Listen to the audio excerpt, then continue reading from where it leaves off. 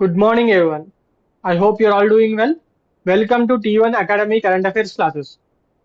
ఈ రోజు current affairs classes లో భాగంగా మనం న్యూస్ లో ఉన్న కొన్ని ముఖ్యమైన అంశాల గురించి చర్చించుకుందాం. అవేంటంటే coming on to the first topic for today, that is ASER 2023 beyond basics report. ASER 2023 beyond basics report. ఈ అసర్ రిపోర్ట్ అనేది ఎగ్జామ్స్ లో వెరీ వెరీ ఇంపార్టెంట్ అండి. అటు యూపీఎస్సిలోను, ఇటు టిఎస్పిఎస్సిలోను, అటు ఏపీఎస్సిలోను అన్ని ఎగ్జామ్స్ లో అడుగుతారు. ప్రిలిమ్స్ లోను అడుగుతారు, మెయిన్స్ పాయింట్ ఆఫ్ వ్యూలో కూడా వెరీ వెరీ ఇంపార్టెంట్. మెయిన్స్ లో ఎడ్యుకేషన్ మీద క్వశ్చన్ వచ్చినప్పుడు ఈ అసర్ రిపోర్ట్స్ కి సంబంధించిన పాయింట్స్ ఖచ్చితంగా మెన్షన్ చేయాల్సి ఉంటుంది. ఈ పాయింట్స్ లేకపోతే ఎస్ఏలో అయితే ఒక 5 to 10 మార్క్స్ తక్కువ వస్తాయి, జిఎస్ పేపర్ లో అయితే ఒక 2 to 3 మార్క్స్ తక్కువ పడతాయి. Okay, so very very important ఈ అసర్ రిపోర్ట్. ఓకే, మరి ఈ రిపోర్ట్ లో వీళ్ళు ఏం తెలియజేశారో తెలుసుకునే ముందు అసలు ఈ అసర్ రిపోర్ట్ ఎవరిస్తారు? This ASER report is given by Pratham foundation. Pratham foundation వాళ్ళు, this an NGO Pratham foundation వాళ్ళు ఇస్తా ఉంటారు. మరి అసలు ఈ రిపోర్ట్ దేని గురించి మాట్లాడుతుంది? This ASER report speaks about enhancing fundamental learning outcomes within our education system. మన ఎడ్యుకేషన్ సిస్టమ్స్ లో ఉన్న ఫండమెంటల్ లెర్నింగ్ అవుట్కమ్స్ ఉంటాయి కదా పిల్లలకు సంబంధించినంత వరకు, వాటిని ఎలా ఇంప్రూవ్ చేయాలి, అసలు ఇష్యూస్ ఎక్కడ ఉన్నాయి, ఆ ఇష్యూస్ కి సొల్యూషన్స్ ఏంటి అనే విషయాల మీద రికమెండేషన్స్ ఇవ్వడమే ఈ అసర్ రిపోర్ట్ యొక్క ముఖ్యమైన పని. ఓకే, రీసెంట్ గా 2023 అసర్ రిపోర్ట్ ని 2024 లో పబ్లిష్ చేయడం జరిగింది. దాని పేరు ఏమని పెట్టారు? టైటిల్ బియాండ్ బేసిక్స్ రిపోర్ట్ అని. ఓకే, ఈ బియాండ్ బేసిక్స్ రిపోర్ట్ ని దేశంలోని 26 రాష్ట్రాల్లో ఉన్న 28 జిల్లాల్లో 34,745 మంది, that is 34,745 members youth of age group 14 to 18 years పిల్లల మీద చేయడం జరిగింది. దానికి సంబంధించిన రిపోర్టే ఈ అసర్ వాళ్ళు 2024 జనవరిలో పబ్లిష్ చేశారు. 14 to 18 ఇయర్స్ ఏజ్ అంటే కౌమర దశలో ఉన్న యువకులు, అడోలెసెంట్ యూత్ అని చెప్పి పిలుస్తా ఉంటాము. సో వాళ్ళల్లో చదువు అంటే వాళ్ళ రీడింగ్ కేపబిలిటీస్, వాళ్ళ ఫండమెంటల్ కేపబిలిటీ, వాళ్ళ మ్యాథమెటికల్ స్కిల్స్ ని వాళ్ళ రోజువారీ అవసరాల్లో ఎలా ఉపయోగిస్తున్నారు, అండ్ వాళ్ళు జీవితంలో ఏం సాధించుకోవాలనుకుంటున్నారు, వాళ్ళ ఆస్పిరేషన్స్ ఏంటి లాంటి విషయాల మీదనే ఈ అసర్ రిపోర్ట్ మెయిన్ గా కాన్సన్ట్రేట్ చేయడం జరిగింది. Okay, right. Now coming on to the other things. So this ASER report was first started in 2005 నుంచి మొట్టమొదటిసారిగా ఇవ్వడం జరిగింది. అప్పటి నుంచి 2015 వరకు ప్రతి సంవత్సరం ఇచ్చారు. 2016 నుంచి మాత్రం 2 సంవత్సరాలకు ఒక్కసారి ఇస్తున్నారు. For every 2 years they are giving this report. Okay, so ఈ ఇయర్ దేని మీద చేశారో 14 to 18 ఇయర్స్ అని చెప్పి మనం మాట్లాడుకున్నాం కదా. మరి బేసిక్ గా అసర్ రిపోర్ట్ దేనికి సంబంధించిన ఇన్ఫర్మేషన్ కలెక్ట్ చేస్తుందంటే స్కూల్స్ లో ఎన్రోల్మెంట్, ప్రీ స్కూల్స్ అంటే చిన్న పిల్లలప్పుడు ఎన్రోల్మెంట్ ఎలా ఉంది, ఇండియాలో యువత ఎంతమంది స్కూల్స్ వెళ్తున్నారు, and 3 to 16 years age group వాళ్ళు వాళ్ళ ఎడ్యుకేషన్ సంబంధించిన అసెసింగ్ చేయడం ఈ అసర్ రిపోర్ట్ యొక్క ముఖ్య ఉద్దేశం. ఓకే, దే విషయాల్లో వాళ్ళ reading capabilities and arithmetic capabilities విషయంలో. బట్ ఈ year 14 to 18 years age group వాళ్ళ మీద మాత్రమే చేయడం జరిగింది. Okay, so what are the main objectives? వాళ్ళ ఆబ్జెక్టివ్ గా ఏమని మెన్షన్ చేశారు ఈ రిపోర్ట్ లో? What are the main objectives of this report అంటే this survey focused on 14 to 18 year old children in rural India. ఈ పాయింట్ ఇంపార్టెంట్. చూడండి, మొత్తం ఇండియాలో ఉన్న యూత్ ది చేయలేదు, రూరల్ ఇండియా మీద మాత్రమే చేశారు. రూరల్ ఇండియా, ఈ పాయింట్ ఇంపార్టెంట్. అక్కడ ఎగ్జామ్ లో మిమ్మల్ని కన్ఫ్యూజ్ చేయడానికి ఆల్ ఇండియన్ యూత్ అంటాడు, బట్ ఆల్ ఇండియన్ యూత్ కాదు, రూరల్ ఇండియాలో మాత్రమే చేశారు. Specifically and their ability to apply reading and mathematical skills in everyday situations and aspirations.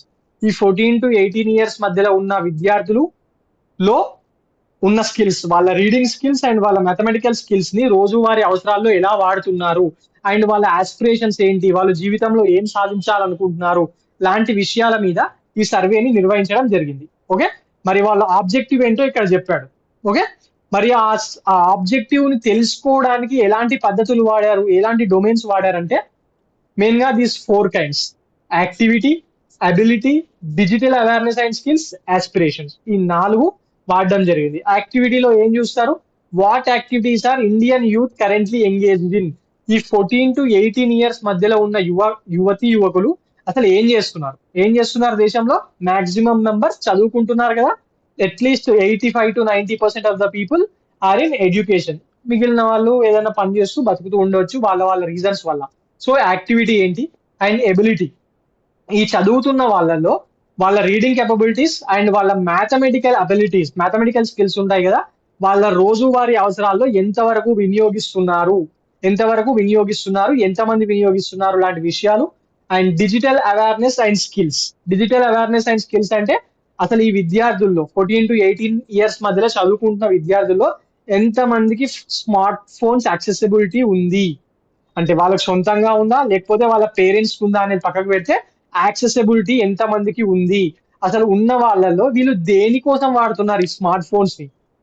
అవసరం వచ్చే విషయాల మీద వాడుతున్నారా లేకపోతే బేసిక్ గా సోషల్ మీడియా వాడడానికో, ఫేస్బుక్ ఇన్స్టాగ్రామ్ లాంటివి వాడడానికో, లేకపోతే వాట్సాప్ లో చాట్ చేయడానికి, లేకపోతే సినిమాలు చూడడానికి, లేకపోతే ఇంటర్నెట్ లో మ్యూజిక్ వినడానికి వాడుతున్నారా లాంటి విషయాల మీద వాళ్ళ ఈ సర్వే కండక్ట్ చేశారు. అలాగే ఈ ఏజ్ గ్రూప్ వాళ్ళ ఆస్పిరేషన్స్ ఎలా ఉన్నాయి, అసలు వాళ్ళు ఏం కావాలనుకుంటున్నారు, వాళ్ళు ఏదైతే కావాలనుకుంటున్నారో అది ఎలా వెళ్ళాలనే దాని మీద వాళ్ళకి క్లారిటీ ఉందా, అసలు ఏం కావాలనే దాని మీద వాళ్ళ క్లారిటీ ఉందా, వాళ్ళు కావాలనుకుంటున్న విషయంలో ఫర్ ఎగ్జాంపుల్ ఐఏఎస్ అవుదాం అనుకుంటున్నాడు, మరి దాని విషయంలో రోల్ మోడల్ ఎవరిని పెట్టుకున్నాడు లాంటి విషయం. అంటే ఒకవేళ మీరు ఐఏఎస్ అవ్వాలనుకొని అనుదీప్ దిరిశెట్టిని ఒక రోల్ మోడల్ గా పెట్టుకోవాలి, అవునా కదా?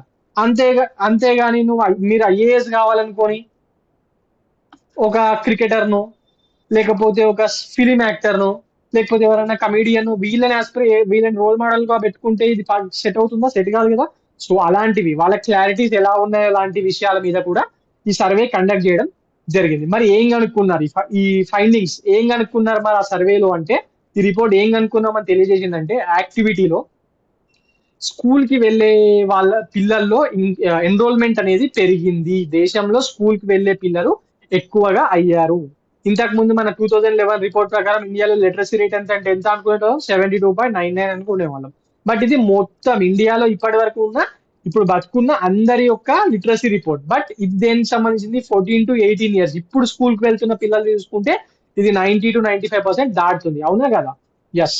మరి యాక్టివిటీ ఇక్కడ చూడండి, increase enrollment overall 86.8% of 14 to 18 year old are enrolled in an education institution. ఇది 14 to 18 years వాళ్ళది మాత్రమే, రూరల్ యూత్ ది మాత్రమే. నేను ఇక్కడ చెప్పింది మొత్తం అందరు స్కూల్కి వెళ్ళి అందరి విద్యార్థులు మరియు urban and rural both. Okay.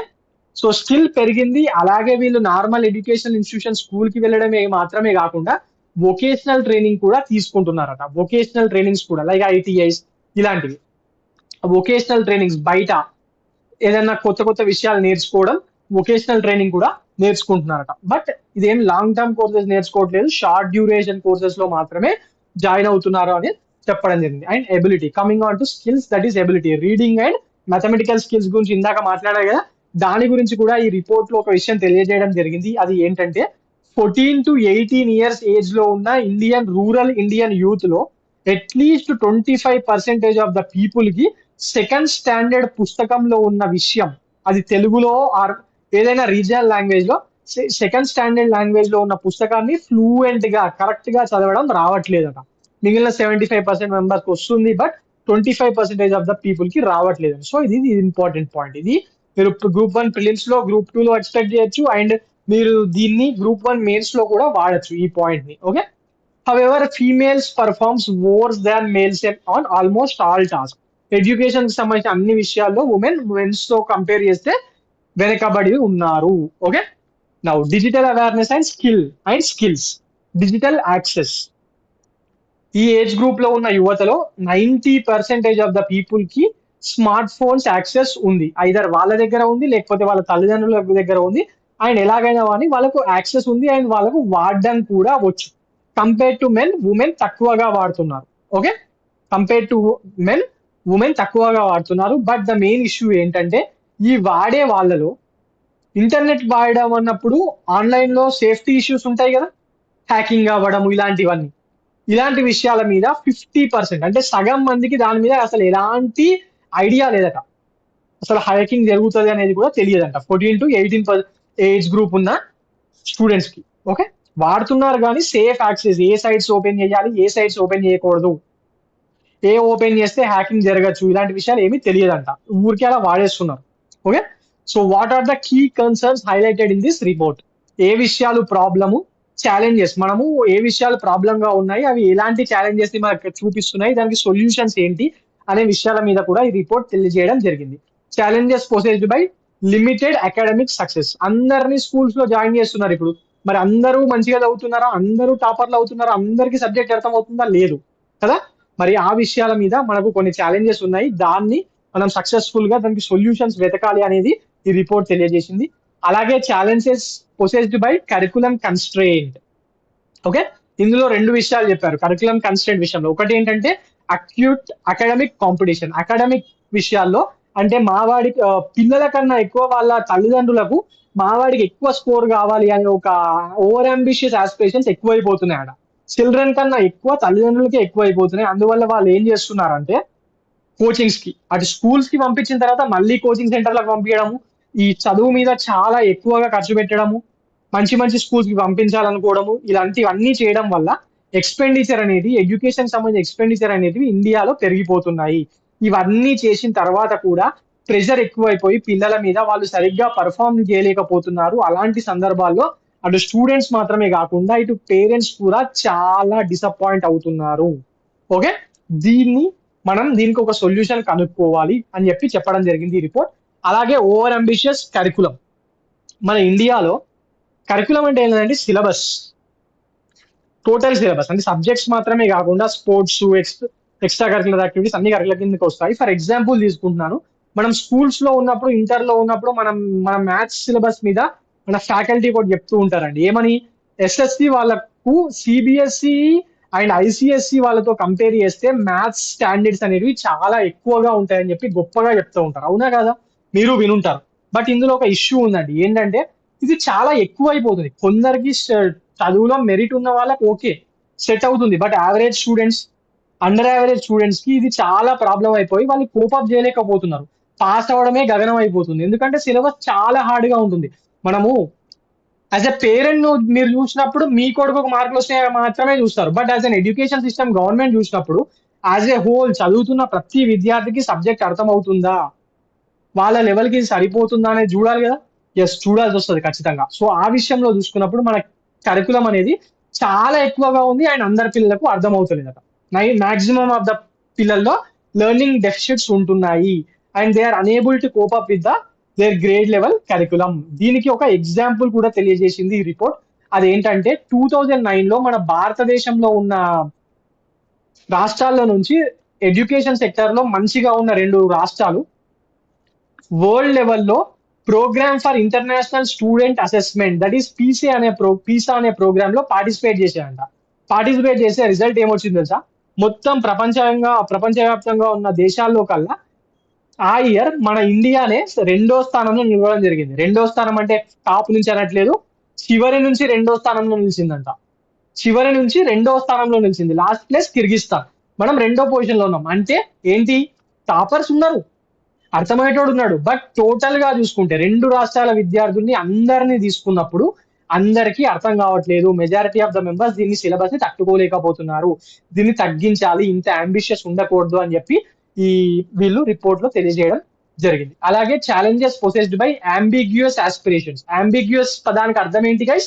అంబిగ్యూయస్ పదానికి అర్థం ఏంటి? అంబిగ్యూయస్ అంటే క్లారిటీ లేకపోవడం, అస్పష్టత, ఫ్యూచర్ లో ఏం కావాలనుకుంటున్నాం అనే విషయం మీద మన పిల్లలకు ఈ సర్వేలో ఎవరైతే కండక్ట్ చేశారో 14 to 18 ఇయర్స్ ఏజ్ మధ్యలో ఉన్న రూరల్ ఇండియన్ యువతకు ఒక క్లారిటీ లేదంట. ఒక క్లారిటీ లేదు. ఏదో ఒకటి అవుదాం కానీ ఏమవుదామో తెలియదు. అండ్ అలాగే ఈ సర్వేలో పిల్లలు ఇంకా ఎడ్యుకేషన్ ని కంటిన్యూ చేయడానికి మోటివేషన్ చూపించట్లేదట. అది అందులో కూడా ముఖ్యంగా పురుషులు, సారీ మేల్స్. ఓకే.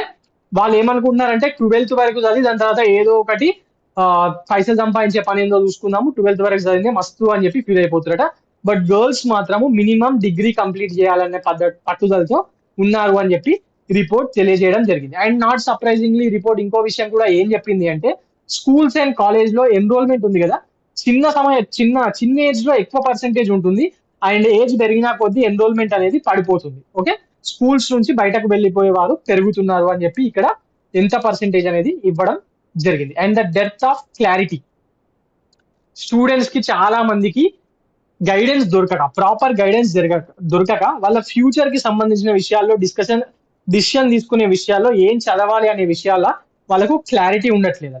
ఓకే, అటు స్టూడెంట్స్ కి తెలియక ఇటు పేరెంట్స్ కి క్లారిటీ లేక మన విద్యా వ్యవస్థ కూడా ఎట్ సైడ్ వెళ్ళాలి, 10th కాగానే ఎంపీసీయా బైపీసీయా, ఎందుకు ఏది చదవాలి, ఒకవేళ చదివితే అసలు ఎందుకు చదవాలి, ఇవి ఎందుకు చదవాలి, వాటి తర్వాత ఇంజనీరింగ్ మాత్రమే ఎందుకు తీసుకోవాలి, డిగ్రీ ఎందుకు కాదు, ఎంబీబీఎస్ మాత్రమే ఎందుకు చేయాలి, న్యాచురోపతి ఎందుకు చదవకూడదు, లేకపోతే అలా మన ఆయుర్వేద ఎందుకు చదవకూడదు, ఇలాంటివి ఎవరు ఎక్స్ప్లెయిన్ చేయట్లేదు. ఏదో మూస ధోరణిలో మన షీప్ యాటిట్యూడ్ ఉంటుంది కదా, గొర్రెల్లాగా పక్కన చదివితే మనం కూడా అదే చదువుదాం అనే యాటిట్యూడ్ ఉంటుంది కదా, అలాంటిది ఎక్కువగా ఉంది, క్లారిటీ లేదు అనే విషయాన్ని ఈ రిపోర్ట్ తెలియజేయడం జరిగింది. అండ్ ఇంకొక విషయం ఈ రిపోర్ట్ ఏం తెలియజేసిందంటే, out of every 5 youth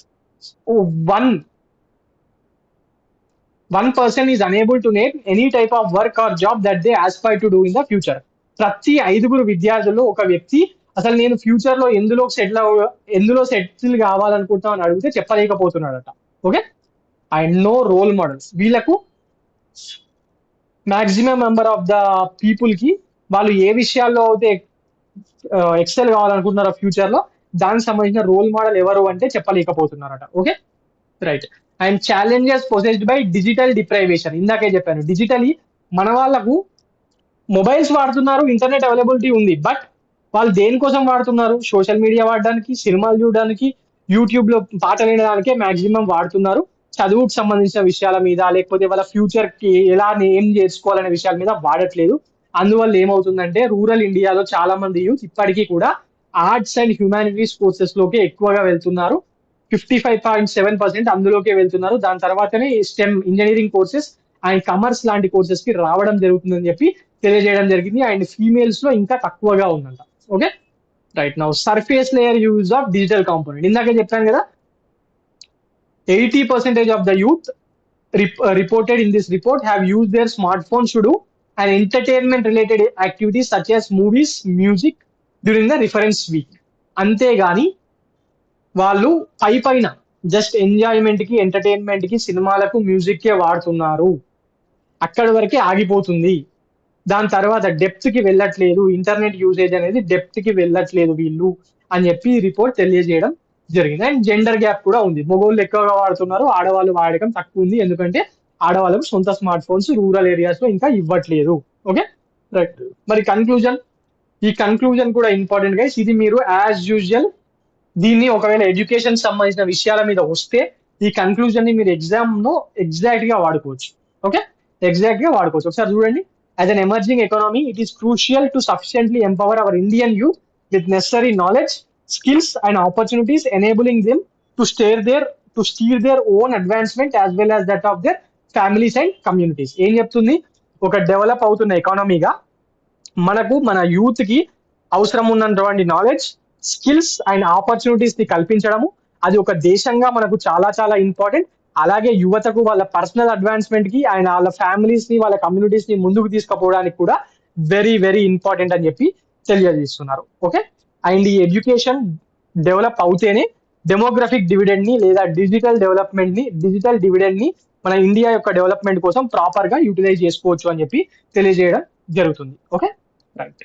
now coming on to the next topic for today, that is Telangana drugs control administration. Telangana drugs control administration వాళ్ళు న్యూస్ లో ఉన్నారు.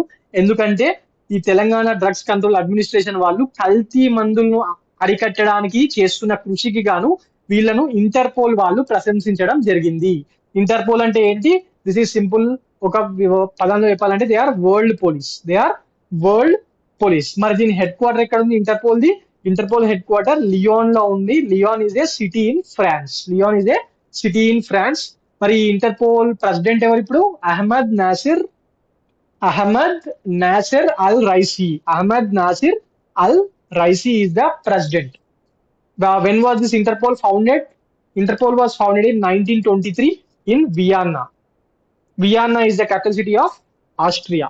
ఇదంతా స్టాటిక్ ఇన్ఫర్మేషన్ అండి. ఇంటర్పోల్ కూడా న్యూస్ లో ఉంది కాబట్టి ఇంటర్పోల్ మీద కూడా మనం తెలుసుకోవాలి. ఓకే, ఇప్పుడు తెలంగాణ డ్రగ్స్ కంట్రోల్ అసోసియేషన్ సంబంధించినంత వరకు వాళ్ళు ఈ మధ్య కాలంలో కల్తీ మందులను అరికట్టడానికి మన డిసిఏ వాళ్ళు చాలా కృషి చేస్తున్నారట. దానికోసం ఇంటర్పోల్ ప్రశంసించింది. ఏమని? వాళ్ళకు ఈ కొత్తగా ఒక డీజీ వచ్చాడండి డ్రగ్స్ కంట్రోల్ అడ్మినిస్ట్రేషన్ కి. ఒక ఐపీఎస్ ఆఫీసర్ ని పెట్టడం జరిగింది, కమలాసన్ రెడ్డి అని. ఈయన ఇంతకుముందు కరీంనగర్ సిపిగా పనిచేయడం జరిగింది, ఐపీఎస్ ఆఫీసర్. ఆయన ఈ డిపార్ట్మెంట్ కి వచ్చిన తర్వాత చాలా దాడులు చేసి ఈ కల్తీ మందుల్ని పట్టుకోవడం జరిగింది. అది గుర్తించిన ఇంటర్పోల్ వాళ్ళు బేసిక్ గా ఈ డిసిఏకు ఒక ప్రశంసా పత్రం రాయడం జరిగింది. అందువల్ల ఇది న్యూస్ లో ఉంది.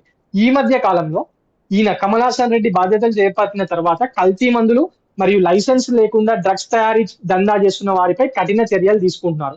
మొన్న 2023 డిసెంబర్ లో వరల్డ్ ఫేమస్ ఫార్మాసిటికల్ కంపెనీస్ అయిన సన్ ఫార్మా, గ్లెన్మార్క్ ఫార్మా, టొరెంటో ఫార్మా లాంటి కంపెనీలకి డూప్లికేట్స్ కల్తీ మందులు తయారు చేస్తున్న కొన్ని ముఠాలని వీళ్ళు పట్టుకోవడం జరిగింది. ఓకే, సో అది న్యూస్ లోకి వచ్చిందండి. అది ఇంటర్నేషనల్ న్యూస్ లోకి వచ్చింది. ఇలాంటి పెద్ద పెద్ద కంపెనీస్ ఇలా అవుతున్నాయని చెప్పి న్యూస్ లోకి వచ్చింది. దాన్ని గమనించిన ఇంటర్పోల్ మన తెలంగాణ వాళ్ళకు లెటర్ రాయడం జరిగింది. మరి ఇది అడుగుతారా అంటే చెప్పలేమండి. తెలంగాణకు సంబంధించిన విషయాలు ఏమన్నా నేషనల్ లెవెల్లో, ఇంటర్నేషనల్ లెవెల్లో గుర్తింపు పొందితే దాని మీద క్వశ్చన్స్ అడుగుతున్నారు. సో అందువల్ల ఇది important. Okay, right. Now coming on to the next topic for today, that is Tata IPL. Tata IPL కి సంబంధించిన టైటిల్ స్పాన్సర్ హక్కులు ఉంటాయి కదా, దాన్ని మళ్ళీ టాటా వాళ్ళే గెలుచుకోవడం జరిగింది. వీళ్ళు ఇప్పటికి ఆల్రెడీ 2022 నుంచి 2023 రెండు ఐపీఎల్ లో టైటిల్ స్పాన్సర్ గా టాటా వాళ్ళే ఉన్నారు.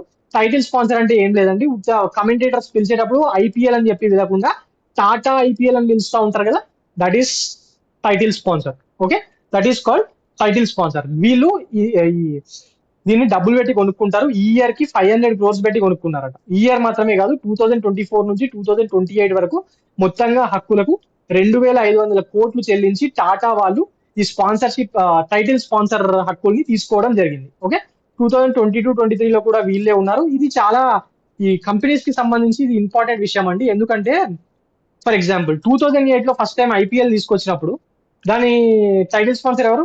డిఎల్ఎఫ్. ఈ కంపెనీ పేరు నార్త్ ఇండియాలో కొందరికి తెలుసు, కానీ ఇండియా వైడ్ డిఎల్ఎఫ్ అనే కంపెనీ గురించి పెద్దగా తెలియదండి, రియల్ ఎస్టేట్ కంపెనీ. బట్ ప్రతిరోజు ఐపీఎల్ మ్యాచెస్ లో డిఎల్ఎఫ్ ఐపీఎల్ అని చెప్పి వాడు చెప్తా ఉండేసరికి, డప్పులు కొట్టినట్టు చెప్తా ఉండేసరికి ఈ డిఎల్ఎఫ్ అనేది కంపెనీ జనాలకు అసలు ఏంటనేది తెలుసుకోవడం స్టార్ట్ చేశారు. అందువల్ల ఈ కంపెనీ ఫేమస్ అయింది. దాని తర్వాత పెప్సీ వాళ్ళు తీసుకున్నారు ఈ టైటిల్ స్పాన్సర్ హక్కుల్ని, దాని తర్వాత డ్రీమ్ లెవెల్ వాళ్ళు, దాని తర్వాత వివో వాళ్ళు, ఇప్పుడు టాటా వాళ్ళు. మీరు అడగచ్చు, సార్ టాటా కంపెనీ ఇండియాలో ప్రతి ఒక్కరికి తెలుసు కదా, మరి వీళ్ళు ఎందుకు తీసుకున్నారని. మన ఐపీఎల్ ని ఓన్లీ ఇండియాలో మాత్రమే చూడరు కదా, వరల్డ్ వైడ్ చూస్తారు కదా. మరి వరల్డ్ వైడ్ టాటా పేరు మారుమోగాలంటే ఇది ఒక మంచి ఆప్షన్ అండి వాళ్ళకు. అందువల్లనే ఇంత 2,500 కోట్లు పెట్టి ఒక్కొక్క సంవత్సరానికి 500 కోట్లు జస్ట్ వాళ్ళ పేరు ఐపీఎల్ టైటిల్ మీద ఉన్నందుకే ఇస్తున్నారండి, అంతకుమించి ఏం లేదు. Okay, right. మరి ఇది ఇంపార్టెంటా? ఎస్, ఇంపార్టెంట్ అండి, అడగచ్చు. Right. Now coming on to the next topic for today, that is IIT Madras. ఈ ఐఐటీస్ కి సంబంధించిన విషయాలు ఎగ్జామ్స్ లో అడుగుతున్నారు. టీఎస్పీఎస్సీ, ఏపీఎస్సీ రెండిట్లో అడుగుతున్నారు. అందులోనూ ఐఐటి మద్రాస్ ఈ మధ్య చాలా విషయాల్లో న్యూస్ లో ఉంటుంది. So this is very very famous. ఇప్పుడు వీళ్ళు ఎందుకు న్యూస్ లో ఉన్నారంటే, ఐఐటి మద్రాస్ వాళ్ళు గ్రామీణ పాఠశాలల్లో వీళ్ళ పూర్వ విద్యార్థులు మరియు వీళ్ళ ప్రొఫెసర్స్ ని హెల్ప్ తీసుకొని online education, that is rural interaction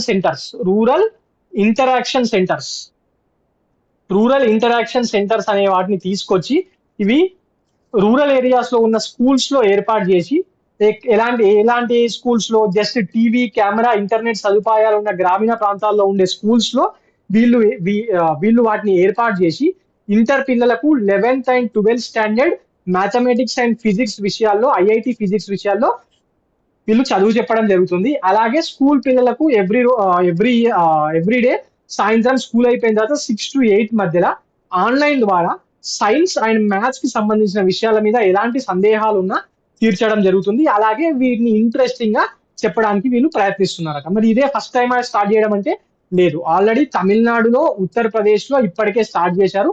తమిళనాడులో, యూపీలో 100 స్కూల్స్ లో ఇలాంటివి స్టార్ట్ చేశారు. అండ్ శ్రీలంకలో కూడా ఐఐటి మద్రాస్ వాళ్ళు దీన్ని స్టార్ట్ చేయడం జరిగింది. అండ్ రీసెంట్లీ ఐఐటి మద్రాస్ వాళ్ళ కేంద్రాన్ని ఒకటి శ్రీలంకలో స్టార్ట్ చేసింది. క్యాండీ అనే ఊర్లో స్టార్ట్ చేసింది, అప్పుడు కూడా న్యూస్ లో ఉంది కదా. ఎస్, మరి ఇప్పుడు మన తెలుగు రాష్ట్రాల్లో మొట్టమొదటిసారిగా స్టార్ట్ చేశారు.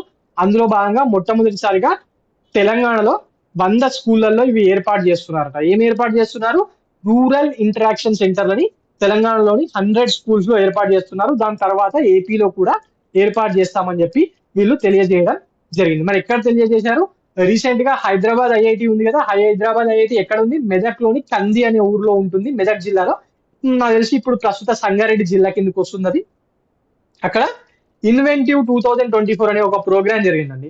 ఇన్వెంటివ్ 2024 ఇది సింపుల్ గా చెప్పాలంటే మన చిన్నప్పుడు స్కూల్స్ లో సైన్స్ ఫేర్ జరుగుతుంది కదా, అలాగే ఇంజనీరింగ్ వచ్చిన తర్వాత సెమినార్ జరుగుతూ ఉంటాయి కదా, ఎవ్రీ ఇయర్ ఒకటి టెక్నికల్ సెమినార్ జరుగుతూ ఉంటది కదా, అలాంటిదే ఇది కూడా ఇన్వెంటివ్ 2024. దానికి హాజరైన ఐఐటి మద్రాస్ డైరెక్టర్ కామకోటి ఈ విషయాన్ని తెలియజేయడం జరిగింది. సో మరి మన తెలంగాణ ఏపీలో పెడుతున్నారు కాబట్టి అడగచ్చు. అది కూడా ఎడ్యుకేషన్ కి సంబంధించింది కాబట్టి మరి ఐఐటీస్ మీద క్వశ్చన్స్ ఎప్పుడు వస్తున్నాయి కాబట్టి ఇచ్చే అవకాశాలు పుష్కలంగా ఉన్నాయి. Okay, right. Now coming on to the next topic for today, that is Indian badminton. Indian badminton Indian badminton సంబంధించి ఇండియన్ ఓపెన్ టోర్నమెంట్ న్యూఢిల్లీలో జరిగిందండి. న్యూఢిల్లీలో జరిగింది. దాంట్లో భాగంగా మన ఇండియన్ ప్లేయర్స్ ఫైనల్ వరకు వెళ్ళారు. Indian badminton doubles players Satwik and Chirag Shetty వీళ్ళు ఫైనల్లో ఓడిపోవడం జరిగింది. మరి ఇది ఇంపార్టెంట్. అసలు ఓడిపోయారు రన్నర్ అప్ అంటే జనరల్ గా వేరే దేశాల్లో జరిగిన టోర్నమెంట్ లో అయితే అవసరం లేదు, బట్ ఈ ఇండియన్ ఓపెన్ మన ఇండియాలో జరిగే ఒక ప్రెస్టీజియస్ బ్యాడ్మింటన్ టోర్నమెంట్ కాబట్టి అడగచ్చు. వీళ్ళు రీసెంట్ గా ఇది ఒక సూపర్ 750 టోర్నమెంట్ అండి. మళ్ళీ సూపర్ ప్రపంచ టూర్ బ్యాడ్మింటన్ లో సూపర్ 750 అనేది ఒక ప్రెస్టీజియస్ టోర్నమెంట్ అవుతుంది. సో వీళ్ళు పురుషుల డబుల్స్ లో మలేషియాకు చెందిన కాంగ్ మిన్ హ్యూక్ అండ్ సియో సూంగ్ వాళ్ళ మీద ఫైనల్స్ లో పోరాడి ఓడిపోవడం జరిగింది. మరి వీళ్ళు ఈ ఇయర్ ఇది ఇలా ఓడిపోవడం, ఫైనల్స్ లో ఓడిపోవడం సెకండ్ టైం అండి. ఆల్రెడీ జనవరిలో మలేషియన్ ఓపెన్ టోర్నమెంట్ లో కూడా ఇలాగే ఓడిపోయారు. జనవరి సెకండ్ వీక్ లో జరిగిన టోర్నమెంట్ లో, ఇది థర్డ్ వీక్ లో ఇండియన్ ఓపెన్ లో కూడా ఓడిపోవడం జరిగింది. మనం ఇంతకు ముందు బ్యాడ్మింటన్ కానీ మనకి వినిపించే పేర్లు ఏముంటుండే? సైనా నెహ్వాల్, పివి సింధు, శ్రీకాంత్, హెచ్ఎస్ ప్రణయ్ ఇలాంటి పేర్లు మాత్రమే వినిపించాయి కదా, అది కూడా సింగిల్స్ లోనే వినిపించాయి. ఇప్పుడు మాత్రం మన సింగిల్స్ ప్లేయర్స్ పెద్దగా పర్ఫామ్ చేయట్లేదు, మన డబుల్స్ ప్లేయర్ ఎప్పుడు న్యూస్ లో ఉంటున్నారు. సో బ్యాడ్మింటన్ మీద క్వశ్చన్ అడగాలి అని చెప్పి అనుకుంటే వీళ్ళ పేరు మీద రావచ్చండి. ఎందుకంటే వీళ్ళకు రీసెంట్ గా వీళ్ళకు గవర్నమెంట్ ఆఫ్ ఇండియా ఒక ప్రెస్టీజియస్ అవార్డు ఇవ్వడం జరిగింది. ఏం అవార్డు ఇచ్చింది government of India? KL Ratna award కి వీళ్ళు సెలెక్ట్ కావడం జరిగింది కదా 2023లో. ఎస్, సో ఇది ఇంపార్టెంట్. వీళ్ళు కేఎల్ రత్నకు సెలెక్ట్ అయ్యారు కాబట్టి జస్ట్ అది ఒక్కటే క్వశ్చన్ ఇచ్చి ఎవరికి ఇచ్చిర్రు అని చెప్పి అడగారు కదా, దాంతో పాటు ఇలాంటివి కూడా యాడ్ చేస్తారు. Okay, and now Indian Open tournament men's ఎవరు గెలిచారు? మరి మెన్స్ చైనాకు చెందిన షీ యూకి గెలవడం జరిగింది. మరి ఎవరి మీద గెలిచాడు? లీ చుక్ అనే ప్లేయర్ మీద గెలిచాడు. మరి ఉమెన్స్ సింగిల్ ఎవరు గెలవడం జరిగింది? తాయ్ జూ ఇంగ్ గెలవడం జరిగింది. She's a player from Taiwan or Chinese Taipei అని కూడా అంటారు. తను ఆ దేశానికి సంబంధించిన ప్లేయర్. మరి ఇప్పుడు చూడండి, మెన్స్ టైటిల్ ఎవరు గెలిచారు? షియూకి. ఉమెన్స్ టైటిల్ ఎవరు గెలిచారు? Tai Tzu Ying. Double men's title ఎవరు గెలిచారు చెప్పండి? Kang Min Hyuk and Seo Seung జంటా. ఎవరి మీద గెలిచింది? సాత్విక్ అండ్ చిరాగ్ శెట్టి. సాత్విక్ మన ఆంధ్రప్రదేశ్ చెందిన పిల్లవాడు కదా. ఎస్, ఆయన మీద క్వశ్చన్స్ వస్తాయి మరి ఎగ్జామ్ లో. So please try to remember this names. Okay, right. Now coming on to the next topic for today, that is about Nagoba జాతరకు సంబంధించిన ఒక క్రతువు కొత్తగా స్టార్ట్ అయింది, ప్రారంభమైంది. అంటే ఇది ఎలాంటిదంటే నాగోబా జాతరకు స్టార్ట్ అయ్యే ముందు ఆ జాతరని నిర్వహించే గోండు జాతికి సంబంధించిన మోసం వంశీయులు ప్రతి ఇయర్ ఆ నాగోబా అనేది ఒక నాగదేవత అండి, నాగదేవత విగ్రహం ఉంటుంది. దాన్ని కడగడానికి వీళ్ళు కేస్లాపూర్ ఎక్కడైతే జాతర జరుగుతుందో అక్కడ నుంచి బయలుదేరి గంగాజలం కోసము నడుచుకుంటూ బయలుదేరుతారు. వీళ్ళిలా నడుచుకుంటూ బయలుదేరి కడెం మండలంలో గోదావరి ప్రవహించే ప్రాంతం ఉంటుంది. అక్కడికి వెళ్ళి అక్కడ కుండల్లో నీళ్లు పట్టుకొచ్చి ఇక్కడ కడుగుతారంట. సో ఈ ప్రాసెస్ ఇప్పుడే మొదలైంది. ఓకే, మరి దీని మీద అడుగుతారా? కాదు. ఏం మీద అడుగుతారు? నాగోబా జాతర మీద అడుగుతాడు. సో మనం ఆల్రెడీ నిన్నటి క్లాస్ లో దేని గురించి మాట్లాడుకున్నాం? ఒక జాతర గురించి, కొమరవల్లి మల్లన్న జాతర గురించి మాట్లాడుకున్నాం కదా. అది ఆల్రెడీ స్టార్ట్ అయింది, కొమరవల్లిలో స్టార్ట్ అయింది. మరి నాగోబా జాతరను ఆదిలాబాద్ జిల్లా ఇంద్రవల్లి దేనికి ఫేమస్ గైస్? ఇంద్రవల్లిలో ఎన్కౌంటర్ జరిగింది కదా అప్పట్లో 90s లో. నక్సలైట్ల మీద ఎన్కౌంటర్, నక్సలైట్ల పేరు మీద అక్కడికి వచ్చిన గిరిజనుల మీద ఎన్కౌంటర్ జరిగింది కదా. సో దాని మీద వేసిన కమిటీ ఇవన్నీ అడుగుతారు. Now coming on to this today's topic. ఈ నాగోబా జాతరను ఆదిలాబాద్ జిల్లా, ప్రీవియస్ ఆదిలాబాద్ జిల్లా, ప్రస్తుతం కూడా ఆదిలాబాద్ జిల్లానే, ఆదిలాబాద్ జిల్లాలో ఉన్న ఇంద్రవెల్లి మండలంలోని కేస్లాపూర్ అనే గ్రామంలో గోండు గిరిజన తెగకు సంబంధించిన మేస్రం వంశస్థులు ప్రతి ఇయర్ దీన్ని నిర్వహిస్తారంట. దీనికి గోండ్లు, పరదాన్లు వీళ్ళు ముఖ్యంగా జరుపుకుంటారు. బట్ వాటితో పాటు ఆ చుట్టుపక్కల ఏరియాల్లో ఉన్న గిరిజనులు కూడా దీనికి అటెండ్ అవుతూ ఉంటారు. మరి ఈ జాతరను ఎప్పుడు నిర్వహిస్తారు? ఈ జాతరను ప్రతి సంవత్సరం పుష్యమాసంలో బహుళ అమావాస్య రోజున జరుపుకుంటారు. ఇంగ్లీష్ మీడియం వాళ్ళు కూడా పుష్య అమావాస్య అనే గుర్తుపెట్టుకోవాలండి. ఎందుకంటే ఎగ్జామ్ లో ఇంగ్లీష్ లో రాస్తాడు ఇలా, అంతే. పుష్యమాసంలో బహుళ అమావాస్య రోజున చేసుకుంటారు. మరి నాగోబా అంటే ఏంటి అని ఇందాక చెప్పారు. నాగోబా అంటే నాగదేవత అండి. నాగదేవతని వీళ్ళు నాగోబా అని చెప్పి పిలుస్తా ఉంటారు. పామును వీళ్ళు దేవత రూపంలో పూజిస్తూ ఉంటారు. ట్రైబల్స్ ముఖ్యంగా వేటిని పూజిస్తారు? మన ఎన్విరాన్మెంట్ లో ఉండే వాటినే కదా, గాలిని, భూమిని, ఆకాశాన్ని, వీటినే పూజిస్తూ ఉంటారు కదా. ఇక్కడ నాగోబాని, నాగదేవతను పూజిస్తూ ఉంటారు. ఈ జాతరను ముఖ్యంగా ఎవరు జరుపుకుంటారని చెప్తారు? గోండు తెగ అండ్ పర్దన్లు కూడా చేసుకుంటారు. అండ్ ఇందులో ప్రధానంగా వీటిని నిర్వహించేది ఎవరంటే గోండు తెగకు చెందిన మోస్రం వంశీయులు. ఇక్కడ ఉంది చూడరా, మోస్రం వంశీయులు. వీళ్ళే ఇక్కడ ఇలా నడుచుకుంటా వెళ్ళి కిలోమీటర్ల కొద్ది నడుచుకుంటూ వెళ్ళి ఇక్కడ ఇచ్చాడు చూడండి,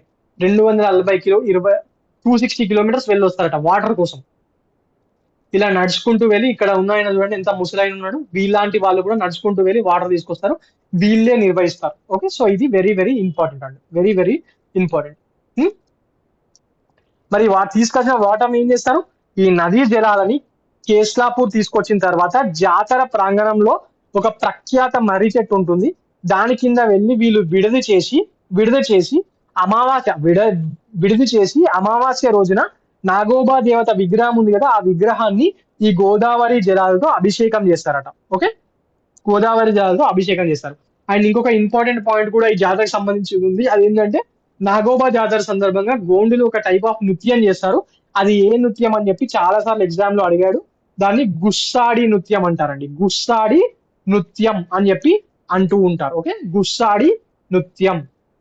అండ్ అలాగే ఈ జాతరలో ఆ సంవత్సరం చనిపోయిన వాళ్ళ పెద్దల పేరున తూమ్ పూజలు నిర్వహిస్తారు. మన ఊర్లలో పెద్ద కర్మ చేస్తారు కదా, అలా వీళ్ళు తూమ్ పూజలు నిర్వహిస్తూ ఉంటారు. అండ్ గోండ్ దర్బార్ కూడా ఫేమస్ అండి. గోండ్ దర్బార్ కూడా ఈ నగోబా జాతర సందర్భంగా నిర్వహిస్తూ ఉంటారు. ఇది మొట్టమొదటిసారిగా 1940లో స్టార్ట్ అయింది. 1940లో హైమెండార్ఫ్ గారు ఉన్నారు కదా, తెలంగాణ మూవ్మెంట్ అయిన వాళ్ళకి అందరికీ తెలుస్తుంది ఈ హైమెండార్ఫ్ గారు ఈ జాతర సందర్భంగా గోండ్ దర్బార్ను నిర్వహించి దానికి అప్పటి జిల్లా కలెక్టర్ ని ఆహ్వానించి గిరిజన సమస్యలను విన్నవించుకునే సంప్రదాయాన్ని ఆ టైంలో ఈయన స్టార్ట్ చేసిండంట హైమెండార్ఫ్. మరి ఆ సంప్రదాయం ఇప్పటికీ కూడా కొనసాగుతుంది. లాస్ట్ ఇయర్ కూడా అప్పటి ఆదిలాబాద్ కలెక్టర్ అయిన పమేలా సత్పతి గారు వెళ్ళారు. ఆమెతో పాటు ఆదిలాబాద్ జిల్లా ఎస్పీ ఉదయ్ కుమార్ రెడ్డి వీళ్ళు వెళ్ళి అందులో పాల్గొనడం జరిగింది. ఇది ప్రతి సంవత్సరం జరుగుతూ ఉంటుంది. నాగోబా జాతర మీద ఎగ్జామ్ లో క్వశ్చన్ వస్తుంది, ఎందుకంటే ఇది తెలంగాణలో జరిగే రెండవ అతిపెద్ద ట్రైబల్ ఫెస్టివల్.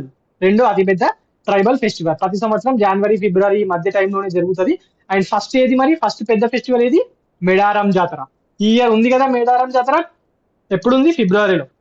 దీనికి ఆల్రెడీ 105 crore రూపీస్ ని మన తెలంగాణ కాంగ్రెస్ గవర్నమెంట్ శాంక్షన్ చేయడం జరిగింది. ఇది వచ్చినప్పుడు కూడా దీని మీద కూడా టాపిక్ మనం మాట్లాడుకుందాం. ఇది తెలంగాణ మూవ్మెంట్ కింద అడుగుతారు పేపర్ 4 లో, గ్రూప్ 2 లో అండ్ పేపర్ 1 లో కూడా అడుగుతారు. అలాగే గ్రూప్ 1 ప్రిలిమ్స్ లో కూడా ఉంది కదా తెలంగాణ కల్చర్ సంబంధించిన విషయం, అక్కడ కూడా అడుగుతారు. Okay, right. Now coming on to some MCQs which will be dealing for today. That is coming on to the first topic. Which organization has released the annual status of education report? ASER report. ఇందాకే మనం మాట్లాడుకున్నాం. ASER report 2023 beyond basics అనే పేరు మీద release చేశారని చెప్పి ఇందాకే చెప్పాను కదా. మరి ప్రతి ఇయర్ ఎవరు రిలీజ్ చేస్తారు? ఆప్షన్స్ ఏమి ఇచ్చాడు? NGO Pratham foundation, UNICEF, world economic ఫోరమా, వరల్డ్ బ్యాంకా? ఇది ఇండియాకి సంబంధించిన రిపోర్ట్ అని చెప్పాను. మరి ఆటోమేటిక్ గా మన ఇండియా గవర్నమెంట్ ఇండియాకి సంబంధించిన ఒక ఆర్గనైజేషన్ ఇస్తుందని చెప్పాను కదా. మరి UNICEF, world economic forum, world bank ఏమన్నా ఇండియాకి సంబంధించిన కాదు కదా. ప్రథమ్ ఫౌండేషన్ ఇచ్చే ఈ అసర్ రిపోర్ట్ కి ఎడ్యుకేషన్ సర్కిల్స్ లో చాలా చాలా వాల్యూ ఉందండి, ప్రెస్టీజియస్ ఇది. సో ఎగ్జామ్ లో ఖచ్చితంగా అడుగుతారు. ఇది ఫర్ ద ఫస్ట్ టైం 2005 లో స్టార్ట్ చేశారు. 2005 నుంచి 2015 వరకు ఎవ్రీ ఇయర్ ఇచ్చేవారు. 2016 నుంచి మాత్రం 2 years ఒకసారి ఈ రిపోర్ట్ ని ఇస్తున్నారట. ఎవ్రీ 2 years ఒకసారి మాత్రమే ఇస్తున్నారు. ఓకే, ఈ రిపోర్ట్ కి సంబంధించి మనం ఇందాకే అన్ని మాట్లాడుకున్నాం. మళ్ళీ ఒకసారి రివైజ్ చేసుకుంటే ఎస్ఆర్ రిపోర్ట్ 2023 టైటిల్ ఏంటి? Beyond basics report. ఓకే, మరి ఇది దేని గురించి మాట్లాడుతుంది? This speaks about enhancing fundamental learning outcomes within our Indian education system. మరి 2023 రిపోర్ట్ ఎవరి మీద కండక్ట్ చేశారు సర్వే? ఎవరి మీద అంటే 14 to 18 years ఏజ్ గ్రూప్ లో ఉన్న కౌమర దశకు చెందిన రూరల్ ఇండియన్ యూత్ మీద కండక్ట్ చేయడం జరిగింది. దేశంలోని 26 రాష్ట్రాల్లోని 28 జిల్లాల్లో కండక్ట్ చేశారు. ఓకే, కండక్ట్ చేశారు. మరి ఎవరు సర్వే కండక్ట్ చేశారు? NGO Pratham foundation. మళ్ళీ మళ్ళీ ఎందుకు చెప్తున్నానో గుర్తుపెట్టుకోండి. ఈ టాపిక్ అసర్ మీద ఎగ్జామ్ లో క్వశ్చన్ లేకుండా ఈసారి టిఎస్పిఎస్సి వాళ్ళకి కానివ్వండి, ఏపీపీఎస్సి వాళ్ళకి కానివ్వండి క్వశ్చన్ పేపర్ ఉండదు. అది ప్రిలిమ్స్ లో కానివ్వండి, మెయిన్స్ లో కానివ్వండి, ఖచ్చితంగా ఏదో ఒక దగ్గర ఈ అసర్ రిపోర్ట్ ని మీరు చూస్తారు. ప్రిలిమ్స్ లో డైరెక్ట్ క్వశ్చన్, మెయిన్స్ లో ఎడ్యుకేషన్ సంబంధించిన క్వశ్చన్లు ఉన్నాయి కదా. టిఎస్పిఎస్సి వాళ్ళకు ఎస్ఏలో ఉంది ఎడ్యుకేషన్ సంబంధించిన టాపిక్, అండ్ ఏపీపీఎస్సి వాళ్ళకు కూడా ఉంది. మరి ఈ ఎస్ఆర్ రిపోర్ట్ ఖచ్చితంగా మీరు పాయింట్స్ లో వాడాల్సి ఉంటుంది. Okay, so very very important. Now coming on to the next question for today, that is operation Sard Hawa. Sard Hawa some times seen in the news is led by which of the following agency అని అడుగుతున్నాడు. Options ఏమి ఇచ్చాడు? SEBI, CBN that is central bureau of narcotics, Indian coast guards, border security force. మరి ఇది ఎవరు ఎవరు ఈ ఈ ఆపరేషన్ శ్రద్ధ హవాని ప్రతి ఇయర్ ఎవరు చేస్తారు? బార్డర్ సెక్యూరిటీ ఫోర్స్ వాళ్ళు చేస్తారు. మరి ఎందుకోసం చేస్తారు? This operation Sard Hawa is conducted every year for 10 days by BSF in winter. ఎందుకోసము? This is a BSF winter exercise launched to prevent unwanted border intrusions. Pakistan నుంచి తీవ్రవాదులు ఇండియాకు రావడం అనేది వింటర్ కాలంలో ఎక్కువగా జరుగుతుందండి. ఎందుకంటే జమ్మూ కాశ్మీర్ లాంటి ఏరియాల్లో టెంపరేచర్స్ చాలా తక్కువగా ఉంటాయి అండ్ డెన్స్ ఫాగ్ ఉంటుంది. మొత్తం కవర్ అయిపోయి ఉంటుంది ఫాగ్ తోని ఆ ఏరియా. ఎవడొస్తున్నాడు ఎవడొస్తున్నాడు అనేది కనిపించే పరిస్థితి కూడా ఉండదు. సో దాన్ని అడ్వాంటేజ్ గా తీసుకొని టెర్రరిస్టులు లోపల రావడానికి ప్రయత్నిస్తారు. సో అందువల్ల దాన్ని ఆపడానికి బిఎస్ఎఫ్ వాళ్ళు ప్రతి ఇయర్ 10 days ఏ టైంలో అయితే మంచు ఎక్కువగా కుదరవడం ఫాగ్ ఉంటుందో ఆ టైంలో నిర్వహిస్తూ ఉంటారు. బట్ ఈ ఇయర్ 15 రోజులు నిర్వహించారు. ఎందుకు అంటే సపరేట్ గా 5 రోజులు ఎక్కువ. ఎందుకంటే రామ్ మందిర్ ఇనాగ్రేషన్ జరిగింది నిన్ననే, అండ్ జనవరి 26 రోజు రిపబ్లిక్ డే ఉంది. జపాన్ ప్రైమ్ మినిస్టర్ రాబోతున్నారు. సో అందువల్ల కొన్ని ఐబీ అలర్ట్స్ వచ్చాయి, ఐబీఎన్ రా నుంచి అలర్ట్స్ వచ్చాయి. There are something fishy things going on from Pakistan side మన ఇండియా విషయం మీద అని. అందువల్ల ఇది 15 days కి పెంచడం జరిగింది. మరి ఇది ఎక్కడ నిర్వహిస్తారు ఈ ఆపరేషన్ శ్రద్ధవా అంటే? ఇండియా పాకిస్తాన్ బార్డర్ లో. ఎక్కడ ఇండియా పాకిస్తాన్ బార్డర్ ఎక్కడ ఉంటుంది మరి మనకు? జమ్మూ కాశ్మీర్, పంజాబ్,